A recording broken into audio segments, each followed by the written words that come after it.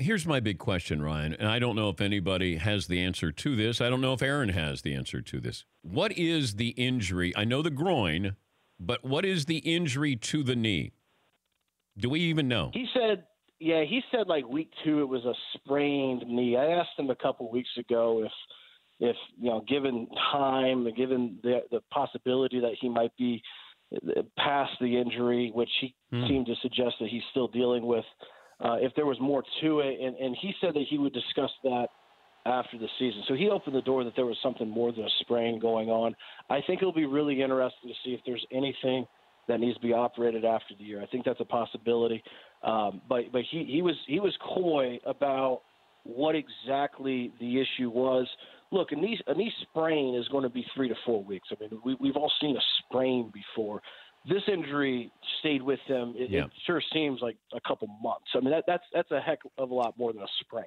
Yeah, I think there's damage in there. Certainly felt that way when they were putting a brace on him. But the fact that it's lingered here, I can't put him out there. I don't know what the upside is. Okay, he can work with these kids in the off season, Ryan. I don't need him out there in game situations risking, hey, these are the future wide receivers of our team.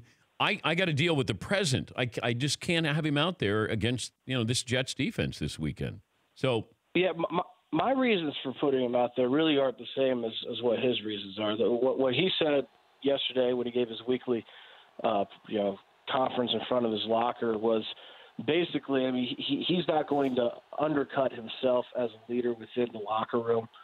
He put it very bluntly. If he wants to be followed in that locker room, he can't cash it in week 16, even if the Packers are out of the playoffs. I get that argument because this is a guy who is as cerebral and as self-aware as they come, and he's certainly aware that players, when they've left Green Bay, I mean, former teammates have taken shots at his leadership over the years, and he's absolutely not going to feed that fodder. He's not going to give them reason to do that. Those are his reasons. To me, it's different than a year ago. I mean, a year ago, he returns from the broken collarbone.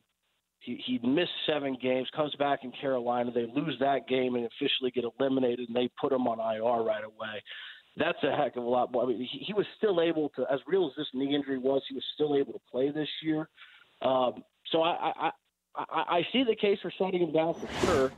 It would be a catastrophe if he was to have a significant injury come up in these final 2 games that don't count that would influence the offseason or even 2019. But if they go that route, and it sure seems like they are going that route, there is tangible benefit that they can. It's hard. You're right. They can work in the offseason, but it is hard to replicate these regular season snaps, even in a game that doesn't have playoff contention, in any other environment. And for these rookie receivers, it is awfully important going forward, just because it has been 14 games in a training camp, and they're still not on the same page. For more Dan Patrick Show, tune to Audience Channel 239 on DirecTV or download the Dan Patrick Show app.